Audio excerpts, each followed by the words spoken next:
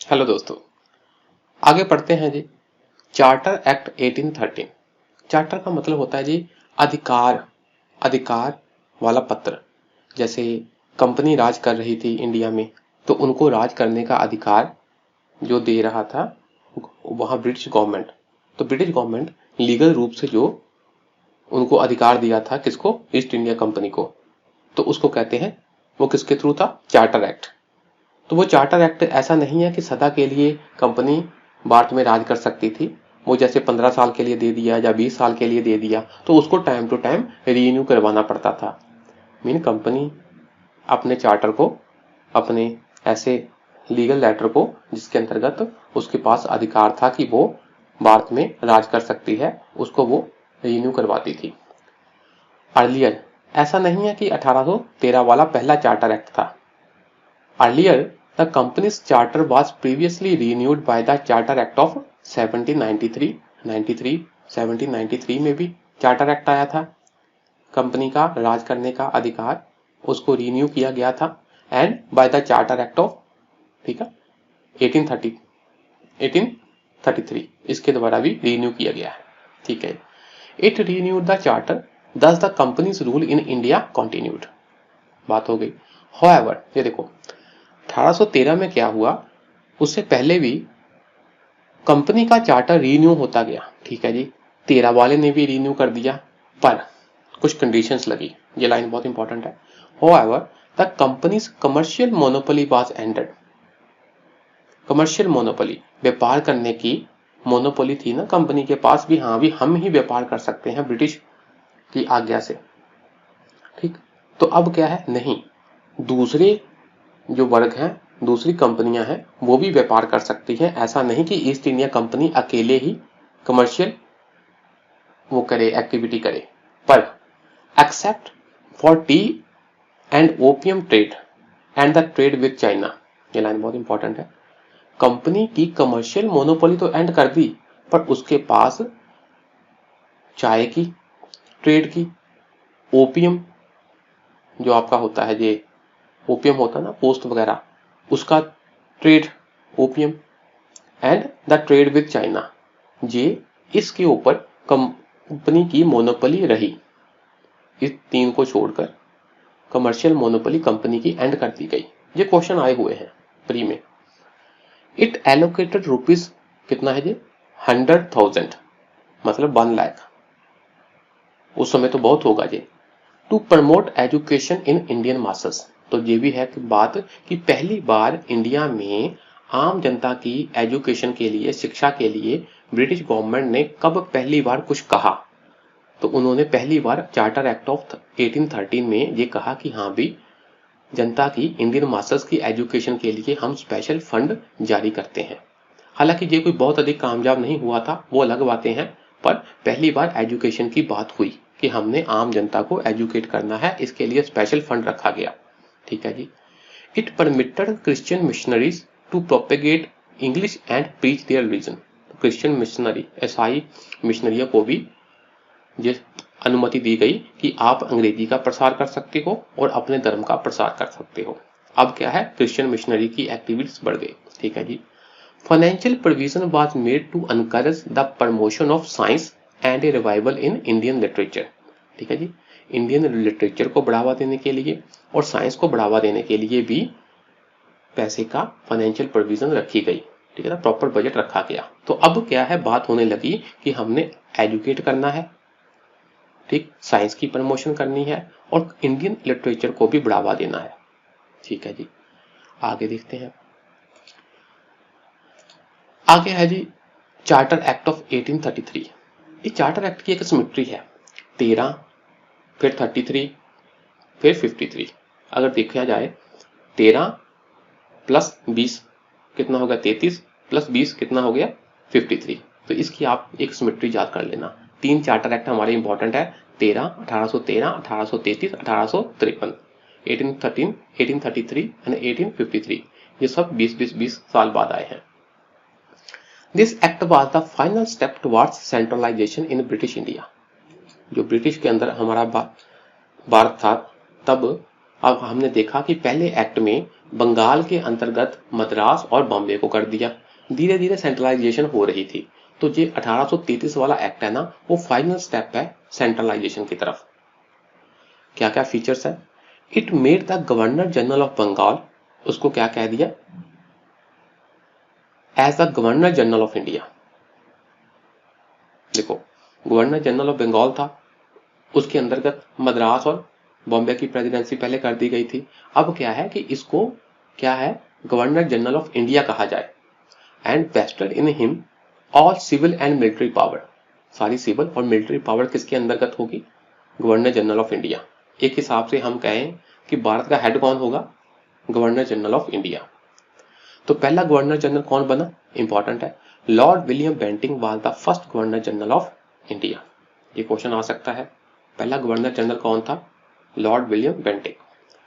It deprived the governor of Bombay and Madras of their legislative powers. देखो, पहले चाहे बॉम्बे और मद्रास को हमने बंगाल के अंडर कर दिया था, पर उनके पास अपनी कानून बनाने की पावर थी। पर अब क्या है, इनके लिए कानून भी कौन बनाएगा? Governor general of India. इनसे लेजिस्लेटिव पावर छीन ली गई, ले ली गई। The governor general of India was given exclusive legislative powers for the entire British India। पूरे के पूरे ब्रिटिश इंडिया के लिए कानून बनाने की पावर किसके पास दे दी गई? एक्सक्लूसिव, इनके अलावा कोई और नहीं बना सकता, वो था गवर्नर जनरल ऑफ इंडिया। ठीक है जी, क्योंकि ये अब क्या है, पूरी की पूरी सेंट्रलाइजेशन कर दी। 1833 it stated that the Indian should not be debarred from holding any place, office and employment under the company. ठीक है ना, देखो होता क्या है ना कि कंपनी के जो अपने कर्मचारी थे, ऑफिसर थे, खास तौर पर कोऑर्डिनेटेड जो उच्च दर्जीय सिविल सर्वेंट थे, वो सारे क्या होते थे? वो मोस्टली क्या होते थे? सिविल सर्वेंट तो कोऑर्डिनेटेड सारे के सारे, और बाकी क्या है, सारी पोस्टें अंग्रेजों के अपने हाथ होती थी, उनके बंदे ही वहां ऑफिसर बनते थे। पर इस एक्ट ने कहा कि देखो, इंडिया में किसी प्लेस, कोई ऑफिस, कोई एम्प्लॉयमेंट, ठीक है, इसको क्या है, Indian should not be debarred, भी इंडियन को हम ऐसा नहीं कह सकते कि हाँ भी तुमको हम नहीं रखेंगे, इंडियंस को मनाही नहीं होगी। And attempted to introduce a system of open competition for selection of civil servants. देखो, सिविल सर्वेंट्स पहले तो क्या था, सारे अंग्रेज होते थे, खासतौर पर कब, कहाँ, कोऑर्डिनेटेड, जो हायर वाली सिविल सर्वेंट वाली पोस्ट होती थी। तो अब क्या है, ये बात कही गई कि देखो, ओपन कंपटीशन करो जिसमें इंडियंस भी भागीदारी लें, और फिर टेस्ट के हिसाब से बड़े बड़े अफसर चुने जाएंगे। ठीक, सिविल सर्वेंट्स हैं जो, वो इंडियंस भी रखे जा सकते हैं, बशर्ते कि उनके लिए फिर क्या है, ओपन कंपटीशन का प्रावधान किया गया। अच्छी बात है, पर याद रखना है, क्वेश्चन आएगा आपको, कौन से एक्ट के तहत ये लागू हुआ? तो पहले 1833 में अटेम्प्ट किया गया, ये बात कही गई कि ऐसा हो, पर ये बात लागू नहीं हो पाई थी। क्यों?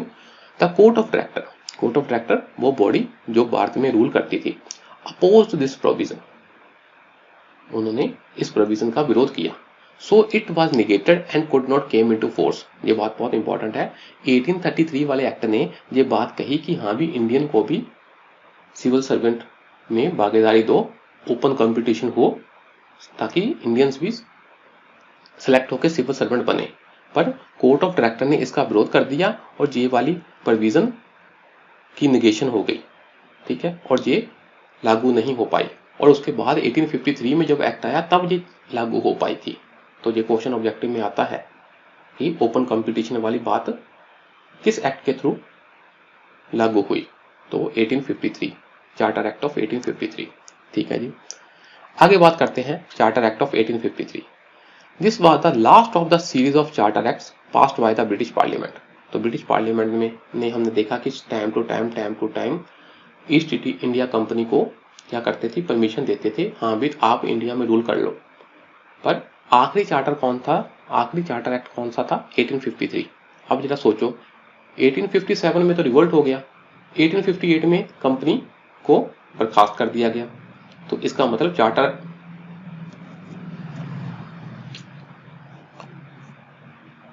चार्टर वाली बात ही खत्म होगी। तो आखिरी वाला चार्टर एक्ट कौन सा था?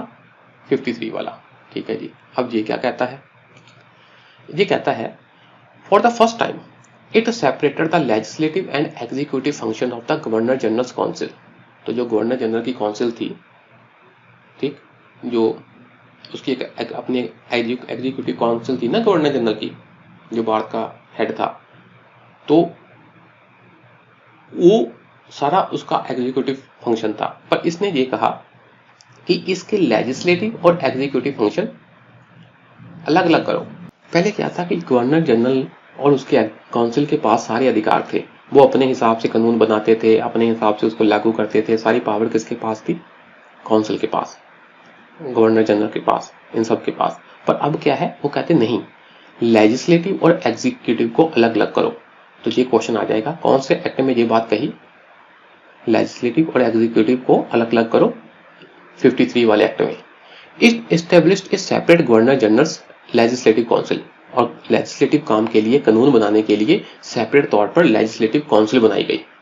फंक्शन अलग कर दिए, ठीक है जी। और उस फंक्शन के लिए खास तौर पर कौन सा नया वाला डिपार्टमेंट खोला गया, नया वाला एरिया खोला गया? लेजिस्लेटिव काउंसिल, लेजिस्लेटिव वाला एरिया। तो उस काम के लिए लेजिस्लेटिव काउंसिल बनाई गई, which came to be known as the Indian legislative council, Indian या सेंट्रल लेजिस्लेटिव काउंसिल। देखो, एक तो लेजिस्लेटिव बॉडी क्या है, ब्रिटिश में थी, जिसको ब्रिटिश पार्लियामेंट कहते हैं। तो इन्होंने इंडिया में भी एक ऐसे ही लेजिस्लेटिव बॉडी बना दी।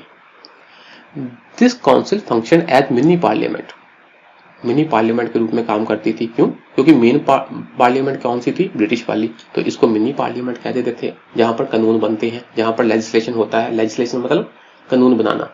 Adopting the same procedures as the British parliament, procedure British parliament वाला ही था। दस, तो हम कह सकते हैं कि for the first time the legislation was treated as a special function of the government. ठीक है, ये क्वेश्चन आ सकता है कि लेजिस्लेटिव क्या है? कानून बनाना सरकार का स्पेशल फंक्शन है, मीन इसके लिए अलग से काउंसिल बनाई गई। तो वो किस एक्ट के अंदर थी? Charter Act of 1853, requiring special machinery and special process. तो जैसे आज के दौर में होता है ना, कानून बनाने के लिए स्पेशल मशीनरी है, तो उसके स्पेशल एक अपना प्रोसेस है, बिल पास होता है, डिबेट होती है, तो वैसे ही कुछ इसमें था। ठीक है जी। It introduced an open competition system. देखो, इंट्रोड्यूस्ड 33 में बात हुई थी, इसने इंट्रोड्यूस कर दिया भी हाँ भी ओपन कंपटीशन हो for the selection and recruitment of civil servants. तो जो ऑफिसर्स हैं, सिविल सर्वेंट्स हैं, उनकी सिलेक्शन और रिक्रूटमेंट के लिए क्या है? ओपन कंपटीशन हो। किस एक्ट के अंदर आया ये? 53 वाले चार्टर एक्ट के अंदर आया। दस द कोऑर्डिनेटेड सिविल सर्विस। देखो, सिविल सर्विस दो प्रकार की होती थी। एक होती थी उच्च दर्जे वाली, जिसे कहते थे कोऑर्डिनेटेड, और एक होती थी लो दर्जे वाली, जिसे कहते हैं अनकोऑर्डिनेटेड। अनकोऑर्डिनेटेड में इंडियंस पहले ही एंटर कर सकते थे, पर कोऑर्डिनेटेड में सिर्फ ब्रिटिशर ही एंटर करते थे। तो इंडियन की एंट्री के लिए ओपन कंपटीशन का प्रावधान इस एक्ट में किया गया। 10 the coordinated civil service was thrown open to the Indians also. अब क्या है? इंडियंस भी कंपटीशन के थ्रू उच्च दर्जे के सिविल सर्वेंट बन सकते थे। अकॉर्डिंगली, देखो इन्होंने ये बात कह दी, तो इस बात को लागू करने के लिए भी क्या क्या चीजें होनी चाहिए, कैसे कैसे सिस्टम होना चाहिए, सरकार ने एक कमेटी बना दी, the committee on the Indian civil service. Indian civil service के ऊपर कमेटी बनाई, कॉल्ड द मकौले कमेटी। तो पहली मकौले कमेटी बनी, मकौले कमेटी बनी, बाद अपॉइंटेड इन 1854, 1854 में, एक साल बाद, इस एक्ट के एक साल बाद इस एक्ट को लागू करने के लिए ये वाली प्रोविजन कौन सी? Open competition for the selection of civil servants. इस प्रोविजन को लागू करने के लिए एक स्पेशल कमेटी बनाई गई, जिसे कहते हैं मकौले कमेटी। अब आप समझ सकते हैं मकौले कमेटी क्यों कहते हैं, क्योंकि इसके हेड का नाम मकौले था। For the first time the local representation in the Indian legislative council was introduced by this act. तो इस एक्ट के तहत इंडियंस को भी क्या है? शमूलियत की गई भी हाँ भी आप भी जो लेजिस्लेटिव काउंसिल है उसमें आ सकते हो। ठीक है जी। आगे है जी क्राउन रूल। क्राउन रूल अब किसका रूल हो गया? ब्रिटिशर का।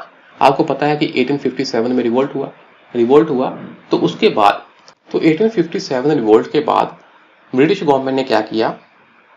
गवर्नमेंट ऑफ इंडिया एक्ट 1858 लेकर आए। तो इस एक्ट में उन्होंने कहा कि हे ईस्ट इंडिया कंपनी, अब तुम रूल नहीं करोगे, अब हम डायरेक्ट इंडिया पर रूल करोगे। मेन बात ये थी, आपने ये याद रखना है कि इस एक्ट में जो है अधिक कुछ कॉन्स्टिट्यूशनल प्रोविजन नहीं लेकर आए। Government system of government same ही रहा, बस एडमिनिस्ट्रेटिव मशीनरी चेंज की गई। रूल किसके अंदर आ गया? रूल आ गया अब ब्रिटिश गवर्नमेंट के अंदर डायरेक्ट। ईस्ट इंडिया कंपनी को खत्म कर दिया गया। तो अब इसलिए हम बात करते हैं कि अब क्राउन का रूल हो गया, ब्रिटिश क्राउन का रूल हो गया इंडिया पर। कब? 1858 से 1947 तक। तो वो पहला एक्ट लेकर आए, government of India act of 1858। तो इस एक्ट को the act for the good government of India भी कहते हैं। भी इंडिया में सुशासन हो, अच्छी गवर्नमेंट हो, ऐसा एक्ट भी कहते हैं, क्योंकि एडमिनिस्ट्रेशन में इसने काफी सुधार किए। It abolish the East India Company, East India Company को बर्खास्त कर दिया गया। And transfer the powers of government, territories and revenues to the British crown. तो इन सब की पावर किसको दे दी? सीधा ब्रिटिश गवर्नमेंट को, ब्रिटिश क्राउन के अंदर आ गई। चलो जी, इसकी फीचर्स कुछ पढ़ लेते हैं जी। India henceforth was to be governed by and in the name of her majesty. उस ब्रिटिशर के नाम पर, उस मेजेस्टी के नाम पर इंडिया के ऊपर रूल होगा, उसी के द्वारा रूल होगा। मीन ईस्ट इंडिया कंपनी अब रूल नहीं करेगी। ठीक है जी। It change the designation of governor general of India. ये इंपॉर्टेंट बात है, अब जैसा समझ लीजिए। जो इंडिया का हेड था गवर्नर जनरल, उसको कह दिया अब आज से इसका नाम होगा वाइसराय। ठीक है जी। और वाइसराय रिपोर्ट देगा किसको? सेक्रेटरी ऑफ स्टेट को। Secretary of state British parliament का एक मेंबर होगा, जो कि इंडिया के लिए रिस्पॉन्सिबल होगा। देखो, द वाइसराय, देखा ना, designation of governor general of India to that of viceroy of India, इसको वाइसराय कहने लग गए हम। The viceroy was the direct representative of the British crown in India. तो ब्रिटिश क्राउन का डायरेक्ट रिप्रेजेंटेटिव कौन था इंडिया में? वाइसराय। हाँ भी, तुमने इंडिया को रूल करना है। तो इंडिया का हेड कौन सा हुआ इंडिया के अंदर? वाइसराय। दस Lord Canning became the first viceroy of India. तो इंडिया का पहला वाइसराय कौन था? कौन बना? Lord Canning. यहां पर एक बात इंपॉर्टेंट है कि लॉर्ड कैनिंग इंडिया का गवर्नर जनरल था 1856 से लेकर 1862 तक। ठीक है जी, ये इंपॉर्टेंट टाइम पीरियड है। अगर 56 से लेकर 62 तक ये गवर्नर जनरल रहा, तो इसका मतलब 57 में भी यही होगा। तो अगर क्वेश्चन आ जाए कि जब भारत में रिवोल्ट हुआ, 1857 वाला रिवोल्ट हुआ, तब गवर्नर जनरल कौन था? तब था लॉर्ड कैनिंग। तो 58 में जब गवर्नर जनरल को वाइसराय में कन्वर्ट कर दिया, तो पहला वाइसराय कौन बना? वो भी लॉर्ड कैनिंग, क्योंकि लॉर्ड कैनिंग 56 से लेकर 62 तक उसका कार्यकाल है। ठीक है, उसका टाइम पीरियड है। इंपॉर्टेंट पॉइंट है ये। ठीक है जी। इट अबॉलिश्ड, किसको अबॉलिश कर दिया? The board of control and court of director. ये हमने पढ़ा BCCD। तो बोर्ड ऑफ कंट्रोल और कोर्ट ऑफ डायरेक्टर थे, जो एक कॉमर्स के लिए काम करता था, एक पॉलिटिकल एंगल से काम करता था, पॉलिटिकल रूप से। इन दोनों को क्या कर दिया? खत्म। Thus it enter the system of double government. तो जो डबल गवर्नमेंट वाला सिस्टम था, तो वो किस एक्ट के अंदर अबॉलिश हुआ? Government of India act of 1858। ये इंपॉर्टेंट पॉइंट हो गया। ए न्यू ऑफिस, बहुत इंपॉर्टेंट लाइन है ये, a new office called secretary of state for India was created. British में सेक्रेटरी ऑफ स्टेट क्रिएट किया गया, एक नया office secretary of state create किया गया। किसके लिए? इंडिया के लिए। It was wasted with complete authority and control over Indian administration. तो उसको कहा गया, हाँ जी, तुम ब्रिटिश के बंदे हो, तुम्हारी जिम्मेवारी है, तुम्हारी जिम्मेवारी है, और तुमको हम पूरी पावर भी देते हैं, पूरी अथॉरिटी भी देते हैं। किसके लिए? इंडियन की एडमिनिस्ट्रेशन को चलाने और कंट्रोल करने की। ठीक है जी। अब जरा समझो, ब्रिटिश का ऑफिसर कौन था जो ब्रिटिश में था? सेक्रेटरी ऑफ स्टेट, जो कि वहां की पार्लियामेंट का बंदा था। तो आगे इंडिया का हेड कौन था? वाइसराय। तो वाइसराय मतलब सेक्रेटरी ऑफ स्टेट अपना काम किसके थ्रू करवाता था? वाइसराय के through. Viceroy, secretary of state के अंदर कौन आया? Governor general. ठीक है जी। इस मशीनरी को समझो। ब्रिटिश में कौन था? सेक्रेटरी ऑफ स्टेट, जो कि ब्रिटिश पार्लियामेंट का बंदा था। इसने देखना है इंडिया का कार्यकाल, इंडिया का जो भी है एडमिनिस्ट्रेशन है, कंप्लीट अथॉरिटी इसके पास थी इंडियन एडमिनिस्ट्रेशन की। पर इंडिया का हेड कौन होगा जो प्रैक्टिकल रूप से काम करेगा इंडिया में? वो था वाइसराय। ठीक है जी। और वाइसराय रिपोर्ट देगा सेक्रेटरी ऑफ स्टेट को, और सेक्रेटरी ऑफ स्टेट किसको सारी जानकारी देगा? किसको रिपोर्ट देगा? वहां की पार्लियामेंट को। अच्छा जी। The secretary of state was a member of British cabinet. देखा ना, ब्रिटिश कैबिनेट का एक बंदा था ये। And was ultimately responsible to the British parliament. तो ये ब्रिटिश पार्लियामेंट के लिए रिस्पॉन्सिबल था, ठीक है। ये बात उधर की हो रही है। तो उसके लिए एक काउंसिल भी दी गई थी। A 15 member council of India was establish to assist the secretary of state for India. तो उसकी हेल्प के लिए 15 सदस्यीय एक काउंसिल भी दी गई थी। The council was an advisory body, ठीक है जी। The chairman of the council was secretary of state, ठीक है जी। इस बॉडी का चेयरमैन कौन था? Secretary of state. बात खत्म, ठीक है जी। तो इस सिस्टम को समझ लें। पार्लियामेंट के अंदर कैबिनेट है, कैबिनेट के अंदर एक बंदा था कौन? गवर्नर, जिसको सेक्रेटरी ऑफ स्टेट कहते थे। उसके पास थी पूरी कंप्लीट अथॉरिटी एंड कंट्रोल था इंडियन एडमिनिस्ट्रेशन का। पर वो अपना काम इंडिया में कैसे करवाता था? एक इंडिया में हेड था जिसे कहते हैं गवर्नर जनरल ऑफ इंडिया, जिसे वाइसरॉय का नाम दे दिया गया। तो वो था इंडिया का हेड। तो वो रिपोर्ट देगा सेक्रेटरी ऑफ स्टेट को, सेक्रेटरी ऑफ स्टेट आगे वहां की गवर्नमेंट को बताएगा। तो ऐसे एक सिस्टम बनाया गया। The act did not alter in any substantial way the prevailing system of government in India. तो भारत में जो सरकार का सिस्टम था ना, उसको चेंज नहीं किया इन्होंने कुछ खास तौर पर। मैंने इन्होंने क्या किया? It largely confined to the improvement of administrative machinery. तो जो एडमिनिस्ट्रेटिव मशीनरी थी ना, उसको चेंज किया भी ढंग से प्रशासन हो। So as to supervise and control Indian government by England, ताकि जो इंडिया में सरकार चल रही है उसके ऊपर इंग्लैंड का प्रॉपर सुपरविजन और कंट्रोल हो। ये था मेन बात। गवर्नमेंट वैसी ही रही जैसे भारत में पहले से चल रही थी। हाँ, उसके ऊपर कंट्रोल कसा गया। पहले इंडिया का हेड था गवर्नर जनरल, अब उसको क्या कह दिया? तुम वाइसराय हो। तो वाइसराय किसके अंडर बना दिया? सेक्रेटरी ऑफ स्टेट के अंदर। तो सेक्रेटरी ऑफ स्टेट क्या था? वहां की पार्लियामेंट का बंदा, वहां की कैबिनेट का बंदा। तो वो क्या था? सरकार को, ब्रिटिश पार्लियामेंट को जवाब देता। तो एक सिस्टम बना दिया भी हाँ भी वाइसराय ने अपनी रिपोर्ट देनी है। वाइसराय किसके अंदर काम करेगा? सेक्रेटरी ऑफ स्टेट के। सेक्रेटरी ऑफ स्टेट किसको बताएगा? वहां की गवर्नमेंट को, ब्रिटिश की गवर्नमेंट को भी कैसे कार्यवाही हो रहा है, कैसे है ना, पूरा इंडिया के ऊपर राज हो रहा है। तो ऐसे क्या किया इन्होंने? सुपरवाइजन और कंट्रोल को इंक्रीज कर दिया। किसके ऊपर? इंडियन गवर्नमेंट के ऊपर। किसके द्वारा? इंग्लैंड के द्वारा, ठीक है जी। तो काउंसिल एक्ट हम नेक्स्ट क्लास में पढ़ेंगे। आज के लिए इतना ही रखते हैं जी। शुक्रिया जी, नमस्कार।